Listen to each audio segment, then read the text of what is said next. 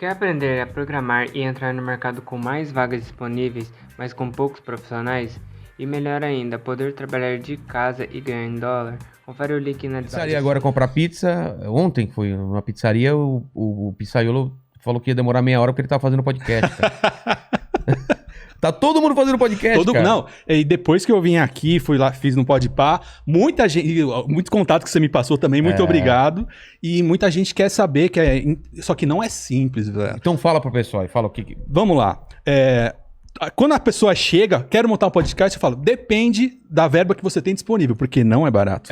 Não é barato. Então... Depende se vai ter convidado, se é ele sozinho. Exato. A galera pegou o formato e acha que é só uma mesa, as câmeras e transmitir e tá valendo. E não é assim. Então, cara, você pode gastar R$1.000, você pode gastar R$100.000 para montar um podcast. Então não é simples. Mas depende da proposta que você quer. Mas o principal que eu acho é o amor que você tem pro podcast.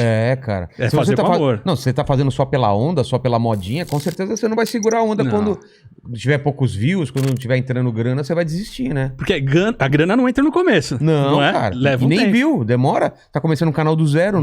Exatamente. Quem tá começando normalmente começa do zero, né? Começa do zero. E assim, se não tiver experiência ainda no YouTube e na internet, pena, cara. Pena. Mas tô vendo um pessoal que tem canal grande que tá transformando o canal dele em podcast. Você aconselha isso ou não? Às vezes eu vejo assim, pô, o podcast acabou de começar, o cara tem 500 mil inscritos. Mas aí é que era outro canal, ele virou de podcast. O algoritmo, ele fica maluco. Um exemplo é o Di, né? Di Lopes, que tinha um canal, ele levou o podcast pra lá e não decolou, cara. Não decolava. Ele então, teve que abrir um do zero. Tem que abrir um zero pra entender, o algoritmo entender a proposta do conteúdo que você vai fazer, vai produzir, e depois... Aí se você tem uma regra, né, de postagem, cara. Tu vai fazer todo dia, vai fazer 2 vezes na semana. Se é live ou se é gravado. Tem diferença. Não é só o que o público assiste. O algoritmo entende de forma diferente, exatamente, né? É muito complexo esse universo. Mas todo mundo pergunta, tá saturado? Cara, pode ser que sim, pode ser que não.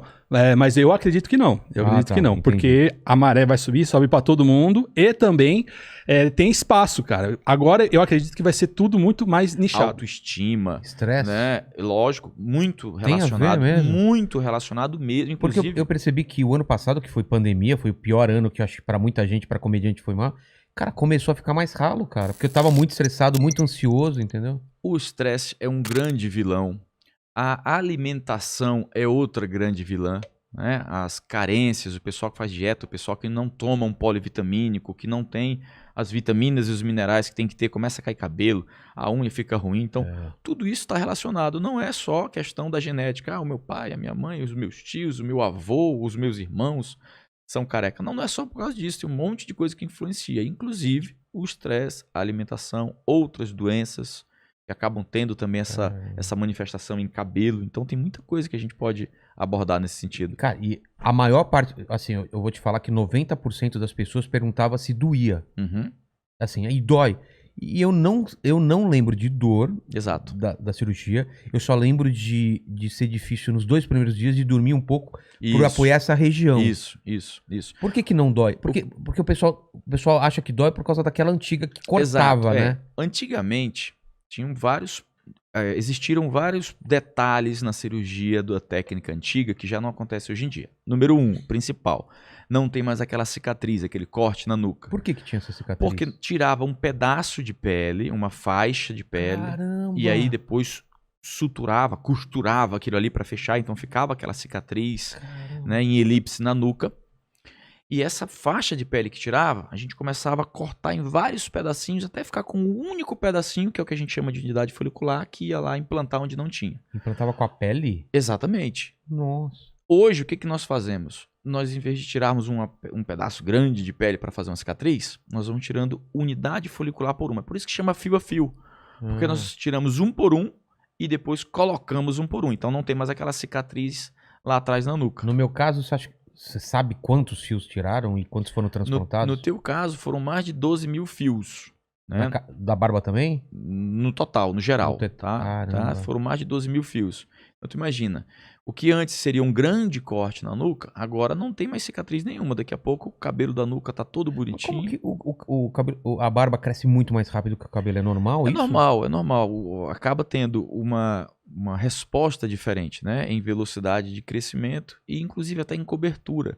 A gente não precisa colocar tantos fios na barba para cobrir a face, o rosto, a pele, quanto a gente precisa na cabeça.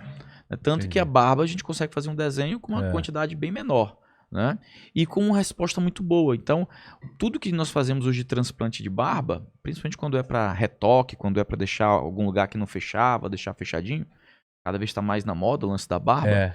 Então, é um resultado muito bacana, muito rápido, muito positivo. Às vezes, o couro cabeludo dá muito mais trabalho que na barba. Até para cirurgia, é muito de boa. Mesmo? Chega ali, faz a marcação, deixa os folículos ali dentro, pronto, acabou.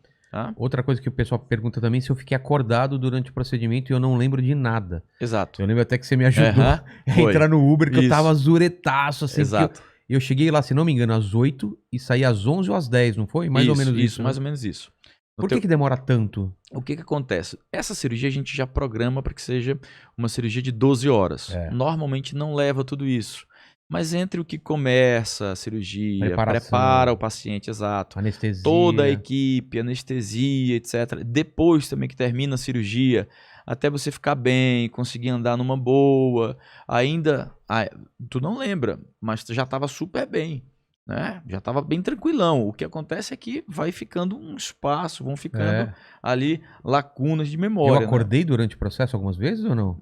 Conversou e tudo. Ah, para! Tô te dizendo. Eu não lembro de nada disso, cara. Bateu altos papos. Tô te falando, Rogério. Caramba, eu só lembro depois no final eu entrando no Uber e indo embora. Tipo, 11 horas da noite. Essa parte, tu já tava bonzão já. Então, qualquer coisa que a gente já tinha feito de anestesia local, que o anestesista já tinha feito de sedação, já tava super de boa, entendeu? Mas bate papo, pode conversa. Falar de valores? Porque todo mundo me pergunta, não, pode? Quanto que sai? Olha, hoje, por exemplo, vai ficar entre 15 mil e 12 mil reais. O que diferencia? Às vezes, é a quantidade de cabelo transportado? Não, às vezes é uma questão mais bem de qual é a estrutura que vai usar do que outra coisa. Por exemplo, se vai ter o anestesista para fazer sedação ou se vai fazer com anestesia local. Então, depende um pouco disso, né? Mas é aproximadamente esse valor. Que se a gente for colocar isso aí em dólar, né, nós vamos estar falando... Vamos colocar, vamos dividir por 5. A gente está falando de 3 mil, de 2 mil, de 2.500 dólares, né? Mais ou menos isso. Mas a ideia é justamente essa, é deixar um preço mais econômico mesmo, para que o brasileiro não tenha que sair do Brasil para ir para a Turquia fazer um transplante capilar. Não vem, até porque lá motivo para isso. Lá tem médico bom e tem médico ruim. O pessoal tava tendo muito problema lá, né? É como em todo lugar. O grande problema, Vilela, é o seguinte... O cara vai pra lá, faz um negócio desse. Se não ficar bacana, o que ele faz? Ele volta lá? Não vai voltar pra reclamar. E aí? Né? Porque pode acontecer de não dar um resultado tão bom quanto a gente esperava. E a gente tem que se responsabilizar por isso. Quando isso acontece conosco, nós vamos lá e a gente resolve, entendeu? Mas se o pessoal viajou pra fazer isso fora, é mais complicado. Sem contar que a gente não pode esquecer que é uma cirurgia. E tem um risco nessa história toda, né? E que a gente tem que estar muito seguro, tem que estar muito bem abraçado para qualquer coisa. E o acompanhamento nesse primeiro ano é fundamental. Tem que ter uma equipe que vai realmente fazer esse passo a passo, que vai te acompanhar, vai ver se o resultado está ficando bom, se caiu o cabelo na época certa, se está nascendo, se não está, se eu preciso fazer mais estímulo, se eu tenho que te dar alguma coisa, alguma suplementação, vitaminas, minerais, essa história toda tem que ter. Se não tem nada disso, vai lá, opera e tchau, é complicado. E da minha experiência, que eu até já falei contigo, é que coça bastante uma época, aqui atrás, né? Coça muito. Aí eu passava água boricada e tal, dava uma aliviada.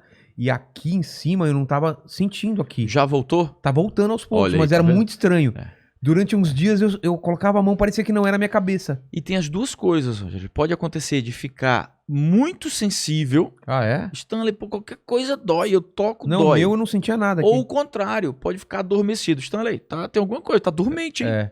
Mas volta, isso aí... Hoje em dia eu consigo sentir que eu tô com a mão aqui. Mas antes não. Mas não tá 100% ainda. Não, ainda não tá 100%. Não, mas normal, volta. E isso aí, essa parestesia, que a gente tem hora que tem muita sensibilidade, tem hora que tem pouca sensibilidade, isso aí é normal. É a inervação começando a responder da maneira adequada. O mandíbula é muito tranquilo. Eu pergunto pra ele, falo, não, tá tudo sob controle. Mas é que mudou muito aqui, né, Vilela? Na época que eu trabalhava aqui era outra coisa, né? Cara, você imagina se você fizesse o que ele fazia. Não dá. Você tava... Cara... E na época já era difícil, hein? Eu amoleci muito, né? Já era difícil. Eu amoleci muito, né? Coração mole. No começo, pode contar tudo, Vilas? Pode. Quando a gente começou, em 2 semanas, a gente quase saiu na mão. Quase. De tipo, um tá sentado, o outro de pé. Sério mesmo, de falar assim, então levanta e vem. E o Vilela olhar pra mim e falar, você acha mesmo que eu vou levantar? Se eu levantar, eu te arrebento. Eu falei, então levanta e vem. Te juro, foi nesse nível. Era nesse nível, cara. Não tava... Estretava direto, cara. Então ainda há uma esperança do meu emprego estar, porque eu acho que eu não cheguei nesse nível. Não, tem porque eu salvei. Quando eu cheguei aqui, tudo era mato. E aí eu comecei a desbravar e o Vilela se tornou outra pessoa. Agora eu sou outra pessoa. Ele se tornou outra pessoa. Cara. Essa conversa não estaria acontecendo. Não. Era tipo ele olhando pra mim e falando... Já tinha tacado o bolo nele, já. Nossa, com certeza. Nossa, certeza. Imagina aqui, ó. Certeza. Começa essa live! Pá! E quando ele não falava nada? Ele chegava na porta e falava assim, ô Di, como é que tá o programa? Eu editava um programa chamado Dois pelo Mundo, que era o programa de viagem deles. E o plantão do Vilela E o também. plantão do Vilela e o Minha Vida.doc. É. Aí ele chegava e falava, como é que tá o programa? Tá pronto? Eu falava, não, é porque ele, não quero ouvir. E saía andando, tá ligado? E eu ficava aqui, ó, eu não mereço isso... Meu marido tem 2 empregos, eu não preciso passar por isso. Agora vamos falar. Você ficava 2 semanas falando que tava pronto, lembra? Não, tá pronto. Claro Só falta colocar. E se eu falo que não tá pronto? Só falta colocar uns negocinhos aí. Era melhor falar que tava pronto. Não, só falta adorno. Só adorno, adereço. só que adereço que falta, Diego? Não tem adereço. Tem, pô, coloca uns enfeites.